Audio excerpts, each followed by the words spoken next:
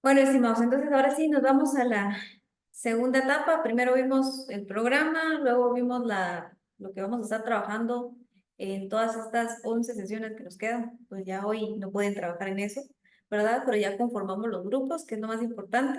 Lo que les iba a mencionar para los que no se pudieron conectar hoy es que yo les mandé un link al WhatsApp donde está el Excel de los grupos. Entonces nos vamos a quedar con 5 grupos. Si alguien más ingresa, un espacio que vean donde hay un grupo de 6, ingresen ahí, ¿verdad? Y solo hablen con el que diga que es líder del grupo y ahí escriban en el chat para que, no sé si van a hacer un grupo de WhatsApp, de Telegram, no sé cómo se van a coordinar, pero va a haber un líder que es el que le vamos a pedir cuentas. Entonces, para que lo tengan ahí a los que no se pudieron conectar. Bueno, entonces ahí para avanzar, como les mencionaba, nosotros vamos a estar viendo Java en un entorno más de arquitectura, ¿verdad? Y me refiero a una arquitectura funcional, a una arquitectura de solución, ¿verdad? Como nosotros normalmente le vamos a conocer en tecnología, pero tiene varios roles. Al final es una arquitectura de solución donde nosotros vamos a ir viendo el entorno, se podría decir, de back office que soporta el negocio. ¿Ok? Entonces, ¿a qué nos vamos a enfocar? Principalmente todo lo que son entornos de aplicaciones web basados en la arquitectura Java. Para eso, pues nos vamos a ir a lo más básico, no vamos a ir viendo ni polimorfismo ni nada de eso, o sea, eso es lo más básico, básico para poder desarrollar. Aquí nos vamos a ir a lo básico para el tema de arquitectura. Entonces, para eso nosotros tenemos que conocer el estándar y lo más general. O sea, esto no significa que sea lo que siempre se haga, pero por lo menos es la base que nosotros aprendemos cuando desarrollamos aplicaciones de Java. Como dice aquí, nuestro objetivo es analizar el contexto de desarrollo y ejecución de las aplicaciones web Java. ¿Ok? Entonces, ¿qué es lo que vamos a ver aquí de forma rápida? Pues un contenido, en este caso sería los servidores de aplicaciones web, ¿verdad? Que es diferente a un servidor web como tal, que era lo que yo les mencionaba por ahí. Cómo están empaquetadas las aplicaciones web, cuál es la estructura y por qué a veces nos dicen que un Apache Tomcat no es un servidor web, sino que únicamente nos sirve como un pequeño contenedor. Otros dicen que sí es un servidor de aplicaciones de Java, ¿verdad? Pero al final, si nosotros vemos las estadísticas, muchos tienen un Tomcat y la facilidad, les voy a decir por qué, porque a veces nosotros levantamos entornos que ya traen todo implícito y desarrollado para poder trabajar, ¿verdad? Y a ver un poquito de cómo está conformada una aplicación del entorno Enterprise Edition y pues arquitectura en general, que casi que se parecen acá. Ok, entonces, si nos vamos a nivel de concepto, nos dice que un servidor de aplicaciones web, en este caso, servidor de aplicaciones web. Normalmente nosotros no vamos a hablar de un servidor de aplicaciones de Java Web, sino hablamos de un servidor de aplicaciones. Y cuando le ponemos el apellido web, ya sabemos implícitamente que estamos hablando de soluciones, en este caso de Java, ¿verdad? En este caso, los servidores de aplicaciones web vienen basadas en aplicaciones Enterprise Edition, cuando nosotros las desarrollamos en entornos web. Como bien menciona acá, dice que no es un servidor de aplicaciones del Apache Tomcat, pero es un contenedor de servlets. O sea, eso se reduce. Y luego lo vamos a ver en la práctica, es cierto. ¿Por qué? Porque yo tengo configuraciones mínimas para administrar. O sea, yo sí puedo desplegar una aplicación, pero si yo quiero hacer ajustes, manejar web container, el heap site, necesito manejar, por ejemplo, los context root, cómo manejo las cookies, la session, todo eso no lo puedo manejar de una forma nativa en un servidor Tomcat, ¿verdad? Aunque me sirve para desplegar aplicaciones, pero si yo quiero hacer ajuste, tuning, troubleshooting y todo lo demás, es un poquito más complejo. Pero al final, si me resuelve, claro que me resuelve. Ok, entonces nosotros podemos ver un empaquetado tradicional de una aplicación. Normalmente, como ustedes vieron, había una encuesta que nos decía normalmente en qué desplegamos aplicaciones. Cuando nosotros las desplegamos en los servidores de aplicaciones, o los ponemos a veces en YAR, cuando yo tengo alguna librería, o en WAR, cuando es un paquete que yo quiero desplegar. Y lo bonito de los WAR es que yo puedo desagregar componentes. ¿A qué me refiero con eso? Que yo puedo hacer un despliegue de mi aplicación y todo lo que ustedes ven aquí en estos, donde dice Content Directory, yo tengo aquí contenido estático. Entonces tengo imágenes, puedo tener video, puedo tener alguna otra cosa que para mí, cada vez que me hagan un request y hago el response, pues a nivel de transferencia de datos, pues me puede dar latencia de acuerdo al tamaño de cada imagen o contenido que yo tenga estático, ¿verdad? Y que yo lo puedo desagregar y dejar una parte en el servidor de aplicaciones y otra parte en el servidor web cuando yo hago este tipo de paquetes. Aparte, en la carpeta web.inf yo tengo el archivo web.xml que algunos lo utilizan para poner configuraciones. ¿Cómo que configuración? Esto es como el web config que ustedes normalmente tienen en otras soluciones y a veces en mala práctica pues ahí colocan ustedes user and password y algunos otros datos por ahí, ¿verdad? Al menos sin encriptar. Entonces, este archivo web.inf tiene las configuraciones básicas para la aplicación. Luego tenemos la carpeta o la subcarpeta de clases, donde están todas las carpetas de Java que nosotros tenemos y algunos otros directorios adicionales, librerías que nosotros podemos utilizar básicas que se despliegan de los entornos de desarrollo, ¿verdad? Entonces, ¿por qué es importante es conocer esta parte? Y les digo lo básico, porque nosotros podemos desagregar, por lo menos el contenido que ustedes ven aquí en este Content Directory, que son algunas otras páginas, pues se pueden sacar y nosotros podemos hacer que el contenido estático se quede en el servidor web y el contenido dinámico se quede en el servidor de aplicaciones de Java, que es el que necesita ejecutar en sí las clases, las librerías en general. Luego nos hablan ahí de conocer una estructura atómica. Cuando nosotros empezamos a desarrollar aplicaciones, normalmente los IDEs ya nos traen un entorno para desplegar, ¿sí? O sea, si estamos usando un IDE tradicional, igual siempre nos traen un entorno para que nosotros hagamos nuestros despliegues. En otros casos, cuando damos los primeros pasos a nivel de arquitectura, pues utilizamos Tomcat y tenemos que conocer. Y estoy mostrando un ejemplo básico porque esto no es algo que solo lo tenemos que ver porque estamos viendo Java o porque estamos viendo Tomcat. Esto aplica para cualquier entorno que yo esté trabajando. ¿Cómo así? Por ejemplo, cuando yo instalo un middleware que en términos de arquitectura, un servidor de aplicaciones se vuelve un middleware, ¿verdad? Un middleware es cualquier aplicación que está instalada sobre un sistema operativo y donde nosotros instalamos o funcionan aplicaciones donde no llega directamente un usuario, pero sí el usuario llega a una aplicación que está montada sobre ese middleware, a eso le llamamos middleware. Entonces, el Tomcat es un middleware, el cual yo debo de conocer su estructura, porque de acuerdo a esa estructura yo voy a conocer todas las funcionalidades que hay detrás de esto. Por ejemplo, ustedes ven aquí carpetas que nos dicen, en la carpeta BIM vemos utilitarios, en la carpeta lib las bibliotecas o librerías como tal, ¿verdad? Las conf, que aquí vemos el tema de algunos ficheros, ¿verdad? La carpeta log, los temporales, la web apps, que es donde instalamos, donde están las aplicaciones, en este caso, que nosotros estamos desplegando para que el usuario las vea, ¿verdad? Y el work es como el ambiente de workspace o temporal.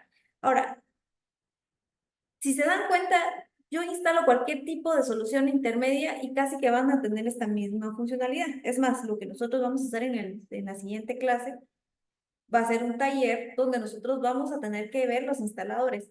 Ahora, ¿por qué nos interesa esto? Porque yo tengo que conocer que cuando se hace una actualización, alguien por error borró un archivo, se vio comprometido un archivo porque en los utilitarios, por un malware, no lo sé, por cualquier razón, yo tengo que saber dónde están esos utilitarios y para qué me sirven. ¿Por qué? Porque normalmente cuando yo tengo entornos gráficos o web, que normalmente lo tienen los servidores de aplicaciones, a veces esas pantallas no las voy a poder acceder y tengo que hacer una alternativa para solucionar, ¿verdad? Entonces yo tengo que conocer cuáles de esos ejecutables, ya sea si estoy hablando de Shell Script en Linux o en IX, o si estoy hablando de entornos Windows, voy a utilizar todas las aplicaciones que están desplegadas en punto .bat, por ejemplo. Entonces esos utilitarios yo tengo que saber para qué sirven. Para iniciar, para detener, para reiniciar, para cambiar nombre, para crear un nuevo eh, entorno de aplicaciones. O sea, todo eso lo tengo que saber. Eso es nativo. Y obvio que yo ahorita no estoy pensando que estoy hablando de Tomcat. En las carpetas cuando dice ficheros XML, aquí normalmente que se guardan. Nosotros guardamos ubicaciones. Por ejemplo, aquí pueden haber variables de entorno que estén en los ficheros tradicionales que no traen nada de información, pero que a la hora que se instala, trae la información del sistema operativo, variables de entorno, memoria, etcétera, rutas de instalación, nombres de algunos entornos lógicos que yo creé, eh, context root o todas las configuraciones prácticamente que nosotros hagamos dentro del servidor de aplicaciones nativas o configuradas después o personalizadas, los vamos a encontrar en estos XMLs que funcionan en cualquier entorno. Luego tenemos las librerías, que a veces, normalmente las librerías tienen lógica y en cierta manera, cuando se hacen análisis, y les voy a dar un ejemplo. Em, por ejemplo, cuando ustedes están viendo un gestor de contenido muy atacado, por ejemplo, es WordPress, ¿verdad? Pero es el que más se utiliza a nivel mundial. Nosotros sabemos que la mayoría de vulnerabilidades aparecen ya sea en sus plugins o en algunas bibliotecas. Pues eso no es la diferencia para estos entornos. Entonces, es importante que conozcamos en dónde están esas librerías que a veces nos sirven o para qué nos sirven, ¿verdad? Y si las podemos a veces reemplazar por por alguna razón, ¿verdad? Lo otro es la carpeta logs. Por ejemplo, para los desarrolladores, nosotros lo que queremos, lo voy a hablar desde una perspectiva, nosotros lo que queremos es que funcione, ¿verdad? El de QA lo que quiere es ver que falle. Pero el que está en producción no quiere que falle.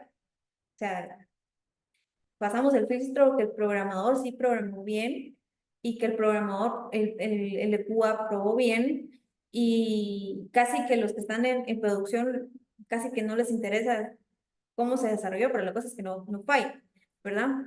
Entonces, en la carpeta logs, nosotros vamos a encontrar, se podría decir, valga la redundancia, logs de fallos, de trazabilidad, cada vez que se reinicia, y algo que les digo bien importante a nivel de seguridad, que casi nadie lo ve. Cuando ustedes como programadores están colocando que se guarden o que se graben trazas y no están dejando un archivo nativo y solo están haciendo print, print, print, print, en estos archivos por defecto que traen los servidores de aplicaciones, esto lo va a ir, todo eso se va agregando a la trazabilidad. Pero a veces, y eso lo vamos a ver tal vez en los servidores, ahí sí vienen en los servidores web, ahí todo lo que pasa es como que fuera un sniffer. Y si yo tengo un log, lo que se fue de request regresa de response y esas trazas llegan nativas y podemos nosotros interceptar usuarios y contraseñas facilísimo. Entonces, es bien importante que ustedes sepan el nivel de trazabilidad que estamos colocando. Eso es para un administrador. O sea, yo como programador puedo dejar la trazabilidad, pero el administrador tiene que saber qué nivel de logs va a dejar. Entonces yo puedo dejar lo básico, lo general o a detallar. Y desde ahí yo tengo que pensar que si yo no tengo una política se podría decir, una política que se reemplace cada 5 archivos, ¿verdad? Aunque ahí hay que pensar cómo es una estrategia, pues puedo crear un mega archivo que luego va a pesar, no sé, me puede topar en este caso, el disco o la unidad donde yo tengo, pues, el log, ¿verdad? O a veces ya ni siquiera se pueden abrir. Entonces, creo que es bien importante que ustedes conozcan la arquitectura, la estructura de estas carpetas, pero para mí el objetivo es que ustedes se vayan un poquito más allá y que pensemos en qué puede pasar y para qué sirve cada uno de estos. Luego, los temporales o web apps, eso sí es muy particular de Tomcat, ¿verdad? En web apps yo coloco las aplicaciones y que yo quiero que se desplieguen dentro del entorno de este contenedor, dice la estructura aquí, ¿verdad? Ok. Luego tenemos un overview de Java Enterprise Edition, ¿verdad? Y entonces aquí lo tienen diferentes capas. Pues yo tengo la capa del cliente que ve las aplicaciones, ¿verdad? En este caso, las aplicaciones web desde su navegador, que ahí dice que esto se ejecuta dentro el entorno de la máquina del cliente. Luego tengo yo los componentes que se ejecutan en el servidor de aplicaciones, ¿verdad? Tengo a los JSPs que se ejecutan y pues tengo algunas librerías que me van a ir funcionando, que aquí le llamamos capa de negocio, que realmente lo que hace es la lógica. Todo lo que no es contenido estático o toda la programación, pues está acá. Y tenemos la capa de datos, que pues obviamente es necesaria, no importa si está on-premise o está en la nube, pues lo tiene este entorno. Por eso les decía que esto era como que lo más básico. Ya si nos vamos casi en una perspectiva, aquí ya lo vemos en un tema lejos de verlo como capas, ¿verdad? Es ver cuál es mi interacción. Al final yo sé que el contenido estático dinámico, pues al final se va ejecutando en este caso en el navegador, ¿verdad? Pero detrás de todo eso, la aplicación es la que está ejecutando toda la lógica. Por eso vemos aquí estos componentes y pues estos son los que realmente se conectan a la base de datos. Ese sería como el mensaje a nivel de arquitectura básica en general. Esto lo vamos a ver ya, pues nosotros instalando. Aquí es si nosotros, pues esto tiene un entorno de desarrollo, pero nosotros no lo vamos a hacer porque lo que nos interesa ahorita es la parte de la arquitectura. ¿Ok? Bueno, entonces me voy a vamos a ver dónde está.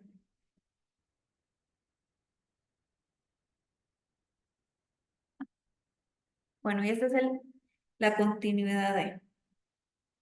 Ok, entonces ya hablamos un poquito de cómo están empaquetadas las aplicaciones, las capas en general y por qué es importante conocer cada una de las carpetas. Como yo les mencioné, ahí hablaba de Tomcat, pero realmente esas son carpetas estándares que cualquier middleware tiene. Eh, y luego ya vimos las particulares que tiene, en este caso Tomcat.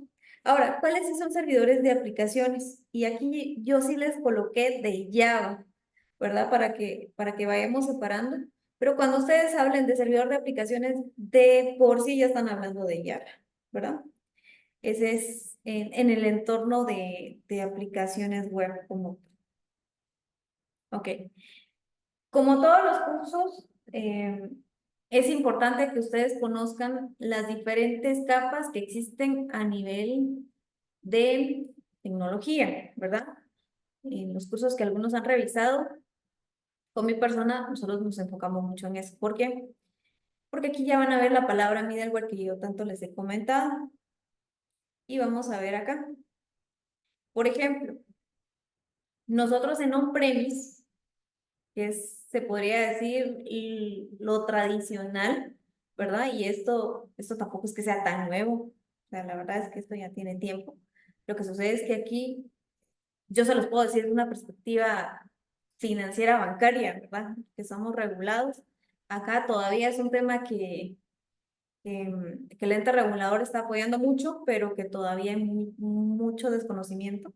También a nivel de auditoría o a nivel del entorno de gobierno, también es algo que ya se utiliza, pero a la hora de hacer auditorías es un poco complejo porque no se tiene conocimiento o a veces pues, no se tiene la documentación como tal.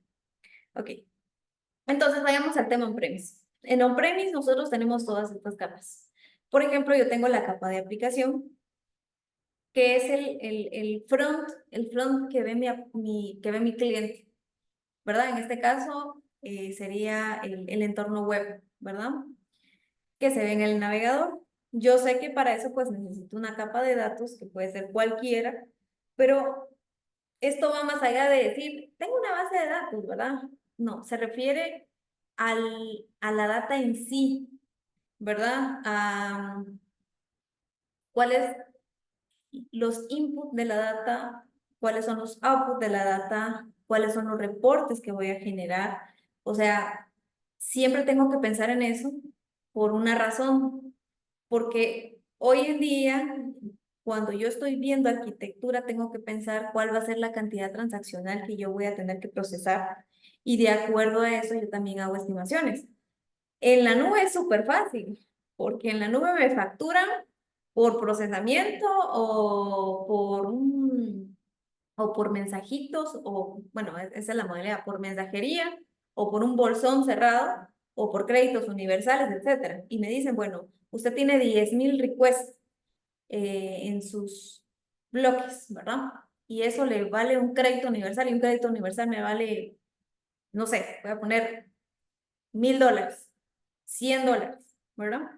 Entonces yo sí puedo en la nube, como la facturación me lo lleva alguien, ya sea en IaaS tal vez no tanto, pero en PaaS y SaaS es otro rollo, ¿verdad? Pero en on-premise nos toca hacer el trabajo a mano a nosotros y tenemos que pensar, ok, mira, ¿y cuántos clientes tenés? ¿Por qué creen que yo les pido a ustedes que coloquen ahí el segmento del mercado objetivo? Sí, para saber cuánto vamos a ganar, para saber si vamos a llegar a la meta, pero lejos de eso, en arquitectura nos interesa conocer cuántos TPS voy a tener para poder brindarle una solución correcta, ¿verdad?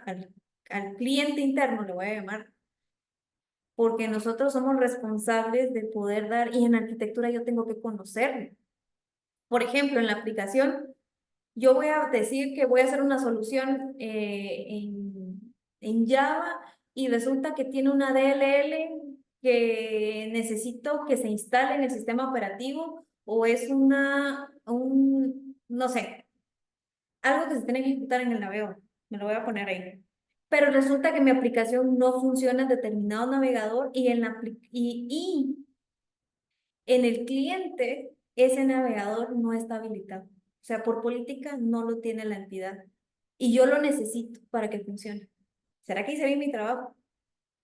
A nivel de arquitectura, no. O sea, cuando yo pienso en la aplicación y en el front, tengo que pensar en el dispositivo donde se va a ejecutar, sistema operativo y características donde se va a ejecutar, ¿verdad?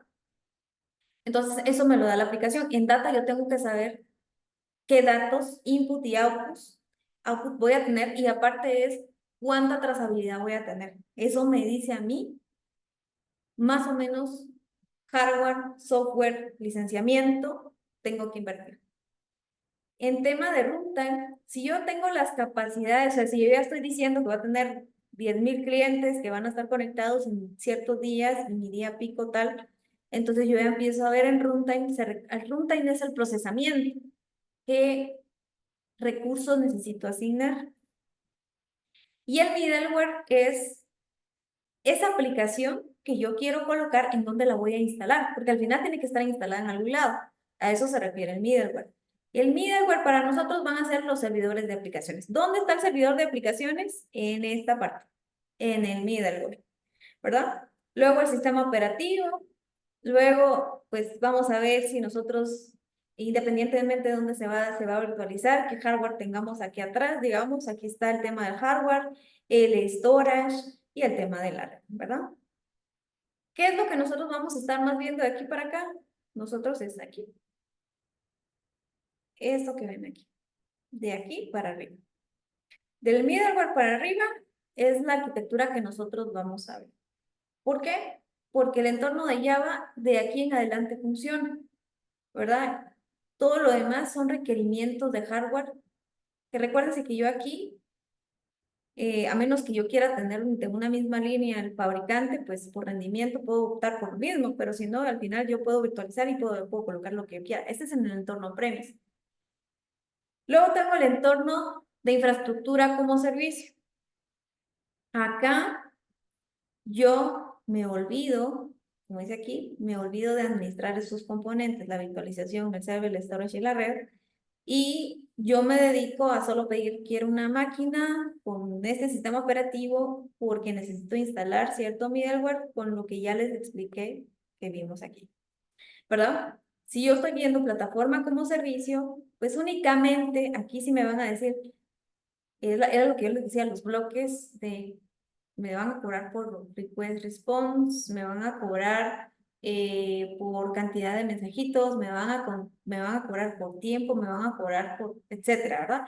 Entonces aquí hablamos más de bolsones en plataforma como servicio y aquí lo que yo necesito saber es el TPS, cuánta transaccionalidad voy a tener y así es que como voy a poder hacer mi negociación y como voy a poder decir, yo no puedo hacer un contrato abierto, o sea, en la nube es flexible, pero yo no puedo hacer un contrato abierto. Hago un contrato con una estimación de lo que yo necesito, pero si yo no sé cómo estimarlo, entonces probablemente mi negociación no va a ser la más... O puede ser que yo compre un bolsón de, no sé, bueno, me lo voy a inventar, de un valor de 10,000 $10,000 y resulta que pues no hice ningún análisis, pero sí me pedí que me desplegaran, no sé, un servidor de aplicaciones, un WebLogic, por ejemplo. eh, Me lo habilitaron, pero los primeros 2 meses que esto empezó a funcionar y ya me comí yo los $10,000 que había comprado, ¿verdad? Entonces me toca hacer un contrato y eso pues depende de la calidad de su misma organización. Entonces es importante hacer esto. Y el software como servicio, pues aquí nos lo pintan así como, es solo la aplicación. O sea, nosotros aquí ya no nos interesa saber si está desarrollada en Java, en PHP, etcétera. Solo vemos la aplicación funcionar y eso pues le corresponde toda la administración a nuestro tercero. Pero recuérdense que estas aplicaciones, si no tienen una conexión a una base de datos o a una conexión, por ejemplo, a APIs, voy a poner aquí, y estas APIs están conectadas a otros sistemas y este sistema a una base de datos, etcétera. O sea, algo se tiene que conectar. Entonces, cuando yo tengo SAS, a veces necesito un intermediario como PaaS o me voy directamente a un entorno que esté fuera, ¿verdad? A otra nube o me voy a on-premise. O sea, nunca en el entorno SAS a menos que ustedes quieran tener todo almacenado en SAS, o sea, este tiene su propio almacenado, pero ustedes lo único que pueden sacar es información. Pero si yo tengo otras conexiones, siempre voy a tener que tener las salidas o tengo que tener un intermediario o utilizo la plataforma como servicio, que es lo que normalmente se recomienda en entornos móviles, ¿verdad? ¿Qué tiene que ver esto con la arquitectura que estamos viendo de Java? Yo les dije que de middleware para arriba Java, o sea, yo aquí puedo decidir, aquí puedo decidir, aquí puedo decidir, sí, o sea, el middleware yo ya no lo administro, pero yo sí lo pido y sé que tengo que pedir. Tal vez ya no me enfoco en configurarlo y todo lo demás, porque eso es responsabilidad del tercero, pero sí mi labor es poder conocer cómo funciona el negocio y saber que yo necesito un WebLogic, por ejemplo, para que mi aplicación funcione. Entonces aquí yo tengo el WebLogic funcionando. Y aquí en SAS probablemente no me interesa tanto el tema, pero ¿qué pasa si yo necesito unirlo? Algunas funcionalidades son híbridas y lo voy a colocar con un sitio web o las APIs las tengo en on-premise, o las APIs los tengo en un entorno plataforma como servicio, perdón. Entonces todo eso lo tengo que ir manejando. Esto es bien importante que ustedes lo conozcan porque de aquí sale la base de por qué nosotros estamos viendo el entorno de arquitectura básica y me refiero a arquitectura tecnológica, ¿verdad? Para poder trabajar. Cualquier duda o pregunta me pueden interrumpir. Capas a nivel de Java. Aquí vimos las capas a nivel de la infraestructura tecnológica, ¿verdad? Las 4 que existen. Hay más, por ahí van a ver algunas otras a nivel de infraestructura, pero para las que nos apremian a nosotros, estas son las básicas que nosotros podemos recordar, ¿verdad? Porque saben que esto no es nuevo.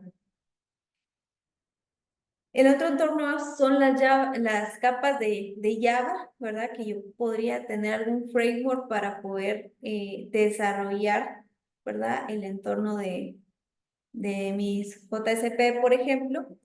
Luego tengo la capa de presentación como tal que aparece aquí, la base de datos, el servidor de aplicaciones como tal. Y si yo tuviera alguna capa de integración que puede ser alguna de las que ven ahí, pero puede ser que yo tenga microservicios o tenga un entorno de Enterprise Service Bus eh, como tal. ¿Cuáles son las que nosotros nos vamos a ir utilizando? Obviamente acá no vamos a estar viendo temas de bases de datos, ustedes llevan un curso de almacenamiento para trabajarlo allí, pero seguramente para trabajar, obviamente necesitamos saber qué es lo que vamos a ir colocando.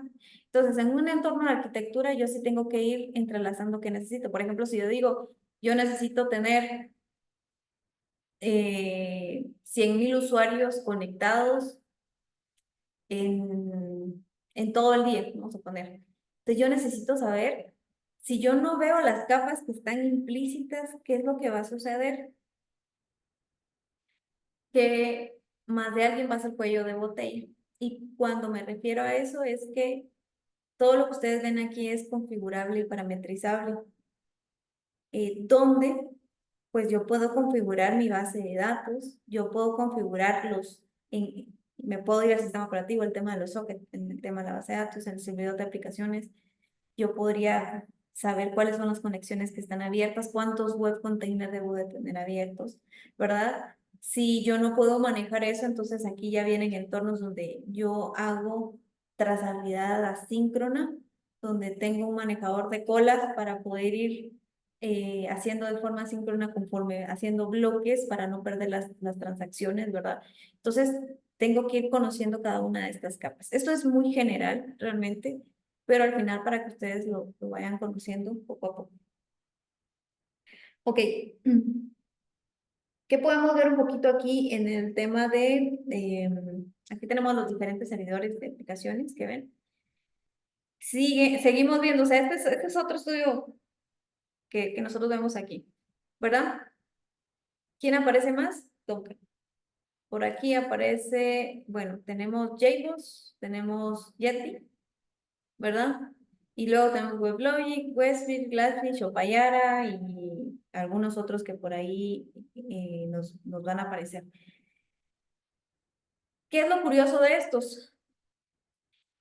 Que la mayoría de estos, algunos son open source, no significa que sea gratis, ¿verdad? Y estos son buenos. Por ejemplo, estos que ustedes ven aquí, más estos dos, que son como que los más caros, pero traen más funcionalidades a nivel de robustez. O sea, yo puedo configurar lo que ustedes no tienen idea que se puede hacer acá, a diferencia de estos que tienen lo básico. No es que no funcionen, claro que sí. O sea, nosotros compramos algo y seguramente ni el 1% le sacamos de las configuraciones que podemos cambiar, ¿verdad? Porque hemos aprendido que lo que funcione no lo toquemos. Pero en arquitectura sí tenemos que sacarle provecho a lo que nosotros hacemos y hay que seguir un ciclo de vida, ¿verdad? Entonces yo tengo una aplicación, ¿verdad? Enterprise Edition, que tengo diferentes entornos para desarrollar mi front, se podría decir. Eh, las diferentes bases de datos que van a estar entrelazadas y las diferentes arquitecturas. ¿A qué me refiero con esto? Con lo que ya vimos en las diferentes capas, ¿verdad? Si es on-premise, si es en nube, si es IaaS, PaaS, SaaS, por ejemplo. Y Aquí vemos algunos de los diferentes protocolos, ¿verdad? Que nosotros podemos ver dentro del entorno. ¿Para qué sirve esto? Cuando nosotros entendemos estos, nosotros vamos a poder hacer configuraciones en los servidores de aplicaciones, ¿verdad? Por ejemplo, yo debería de saber que cuando yo estoy hablando de, no sé, el tema de mensajería, yo me voy a este componente, se podría decir, pero yo en el servidor de aplicaciones debo de saber dónde lo voy a configurar como tal, o debo de saber, por ejemplo, la conexión a la base de datos o la conexión hacia algún otro componente externo, el JNDI que estoy colocando para poder conectarme, ¿verdad? Si estoy viendo un entorno de correos, por ejemplo, pues puedo ver esta parte. ¿Para qué me sirve eso? Como les digo, debo de saber porque en el servidor de aplicaciones yo lo puedo configurar. Y a veces, por desconocimiento, entonces nosotros pues creamos o configuramos más equipo o más hardware o etcétera de lo que requerimos porque no hacemos el ajuste, eh, se podría decir establecido. Aquí vemos un entorno de una aplicación, digamos una arquitectura Enterprise Edition, Java Enterprise Edition, y estamos hablando de dos perspectivas. Y aquí ya van a ver lo que yo les mencionaba. Nosotros empezamos hablando de un servidor de aplicaciones. Miren, aquí no dice servidor de aplicaciones de Java. Aquí está el servidor de aplicaciones, ¿verdad? El servidor de aplicaciones contiene toda la lógica que se va ejecutando, librerías, conexiones, etcétera. Entonces, yo tengo un cliente que desde su computador o desde su dispositivo móvil, etcétera, se conecta a algunos componentes que están aquí, pero, por ejemplo, yo tengo aquí un servidor, o sea, lo que yo les quiero decir es, una aplicación, o sea, yo como cliente puedo conectarme directamente a un servidor de aplicaciones. Sí, la respuesta es sí. Es más, en internet ustedes van a encontrar muchas aplicaciones que el servidor de aplicaciones las está ejecutando, las está sirviendo. Por eso ven aquí que una aplicación puede llegar, o sea, un cliente puede llegar directamente al servidor de aplicaciones. La respuesta es sí.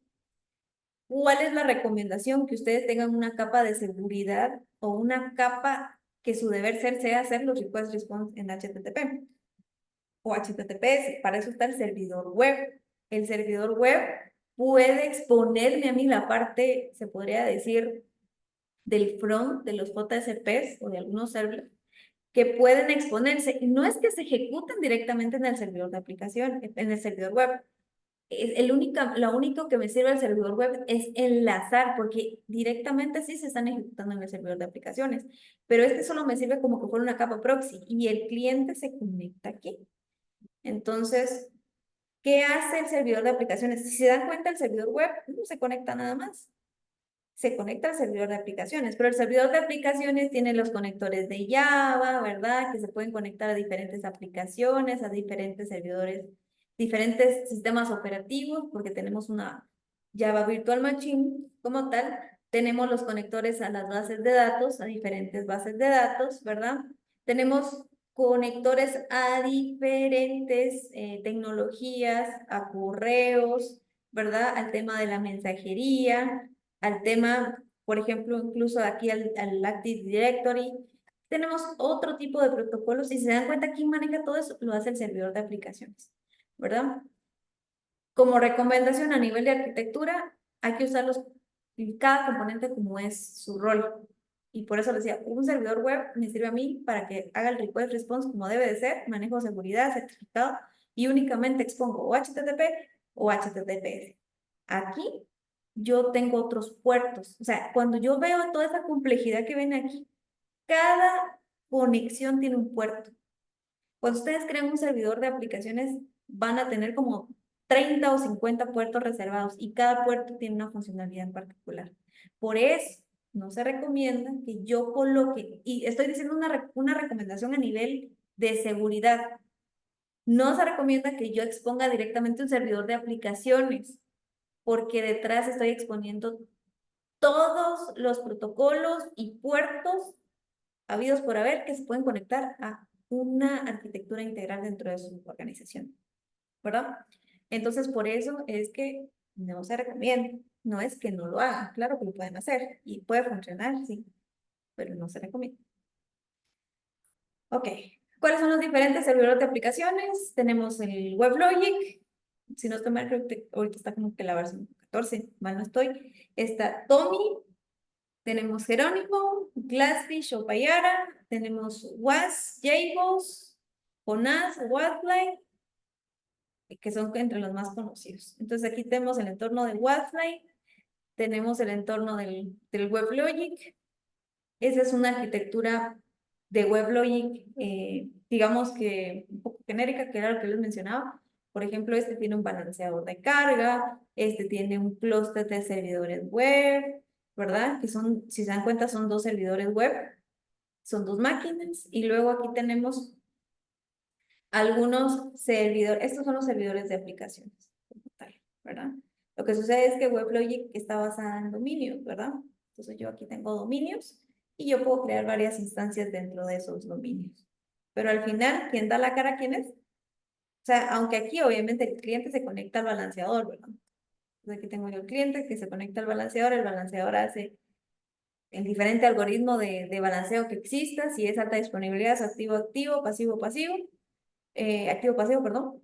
Y luego ya el servidor web tiene también su algoritmo para poder conectarse con el servidor de aplicaciones y puede llegar a los libros, ¿verdad? Tenemos Apache Jerónimo, que es un poquito antiguo. Este no sé si todavía algunas empresas lo utilizan, pero realmente algo que no tenga versiones ni actualizaciones ni nada, la verdad es que no he recomendado ni siquiera proponer. Este es JBoss como tal, este todavía se utiliza. Tenemos OW2, que es Jonás, tiene un entorno web también. Ok, estos son algunos nada más, los que ven aquí. Entonces, como ahorita ya tenemos, por eso es que yo necesitaba que estuvieran los grupos. Entonces, necesitamos la práctica de esto.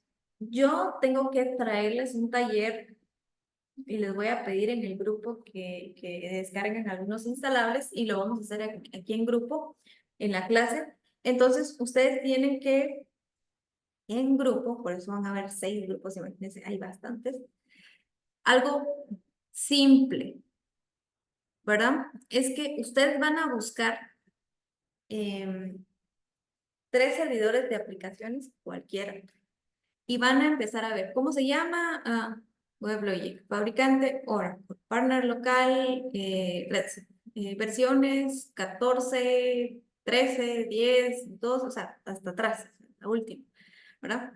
La última las primeras, mejor dicho. La última versión la tienen que colocar acá y lo ideal es que coloquen la versión y la fecha que tiene esa versión. Costo de licenciamiento, entonces aquí varía. Si es costo en la nube, si es costo en la nube con descuento, si es costo de licencia perpetua, ¿verdad? O si hay alguna versión gratuita. Y el tipo de infraestructura, entonces yo digo, premise, en este caso, IaaS y PaaS, ¿verdad? O sea, eso quiere decir que hay una versión de PaaS y eso va a ir de la mano con el licenciamiento. Y algunos casos de éxito, o sea, ¿qué empresas utilizan? Empecemos por Guate, ¿no? Si no hay Guate, pues afuera, pero aquí en Guate seguramente que hay un montón. Entonces buscamos, ¿cuántos? 3. Y de esos 3, tienen que seleccionar uno porque hay que hacer lo que dice aquí. Yo les menciono que tenemos que hacerlo práctico. Uno es instalar el servidor. Ahora, chicos, o sea, la idea es que yo sé que ustedes pueden decir, si ustedes lo quieren poner una imagen en Docker o algo así, lo quieren levantar, es válido, se puede hacer, ¿verdad? Lo que yo sí no les, lo que sí no les aceptaría es que si alguien tiene un entorno en nube y solo lo habilita, no tiene mucho sentido, porque la idea es que vamos a ir conociendo un poquito los componentes y vamos empezando de lo básico hasta después. Eso es entender la lógica. Entonces, hay que instalarlo, hay que descargarlo, o hay que habilitarlo en el entorno de Docker o una imagen como ustedes quieran, ¿verdad? Pero seleccionan un servidor de aplicaciones. El único que no van a poder colocar es ni WAS ni Tomcat. Esos son los únicos que no pueden instalar. ¿verdad? O sea, WAS es Web Application Server y Tomcat es el que vimos hoy. Ese no. Y entonces, como somos 5 grupos, yo lo que les pediría es que en, en el listado, aquí arriba, ustedes van a colocar el, eh, el servidor de aplicaciones que ustedes van a instalar, que van a seleccionar, ¿verdad? Antes de que lo pongan aquí, yo les pediría que lo pongan en el chat y si alguien ya lo eligió, nadie más lo puede elegir. Entonces hay 5. Si alguien dice yo lo voy a hacer tradicional o alguien dice que voy a hacer el mismo, pero lo voy a hacer en contenedor, ahí sí pueden repetir, ¿verdad? Solo que uno es contenedor y uno es tradicional, pero lo tienen que colocar en el grupo. Y luego lo actualizan acá. Colocan donde dice grupo 1 y, por ejemplo, o sea, estos son WebLogic. Entonces lo que hay que hacer es pasos de instalación, los genéricos como tal, instalarlo y que despliegue, ¿verdad? Esa es la idea que nosotros tenemos que hacer. Perdón, ahí ya les coloqué este, pero no. Ahí lo que ustedes quieran. ¿Dónde está? Ok. Entonces, ¿qué más me están pidiendo aquí? Que yo instale y que haga los pasos en general. Esto es una PPT, cópienlo y pónganlo en una PPT y van a llenarlo con los 3. De los 3 eligen uno, ¿verdad? Aquí sí pueden repetir lo que ustedes quieran, pero el que seleccionen sí tiene que estar aquí para hacer este benchmark. Y esto lo presentamos en clase. Lo que más me interesa, sí es cierto, van a hacer el benchmarking y lo van a decir por qué, pero desde una perspectiva más razonable, si no es, me interesa ver que ustedes ya lo tengan instalado. O sea, yo lo quiero ver funcionando, que ya esté levantado el servidor de aplicaciones. Esto, ¿para cuándo lo tienen que traer? Esto es para que lo entreguemos o para que lo presentemos la semana del... ¿qué sería? Ustedes trabajan el 22 y el 29 lo tendrían que presentar, ¿verdad? Yo les voy a dar chance que ustedes lo suban el 29 antes de la clase, esta actividad. Ahora, la idea, sí la tenemos que trabajar el 22. Ese sí es el tema. Entonces, la idea la trabajamos el 22 y esto sí lo entregamos el 29 antes de la reunión que tengamos aquí en clase, ¿verdad? Está simple, pero por lo menos ya vamos a ir viendo poco a poco los conceptos básicos de arquitectura de ella. ¿Alguna consulta, duda, estimados?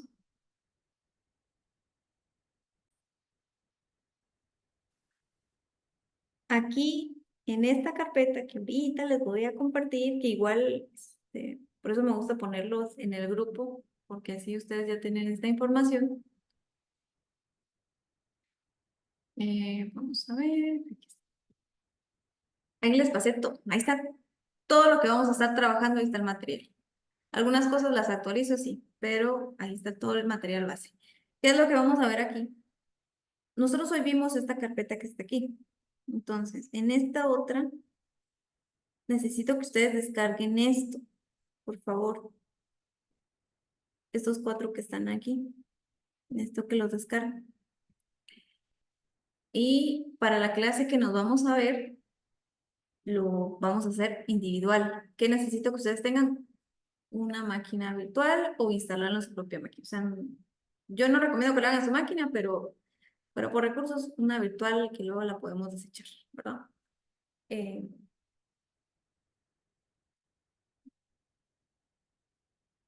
no me han preguntado nada más, entonces digo que está claro. ¿Cuándo nos vamos a reunir en línea? Nos reunimos el 29.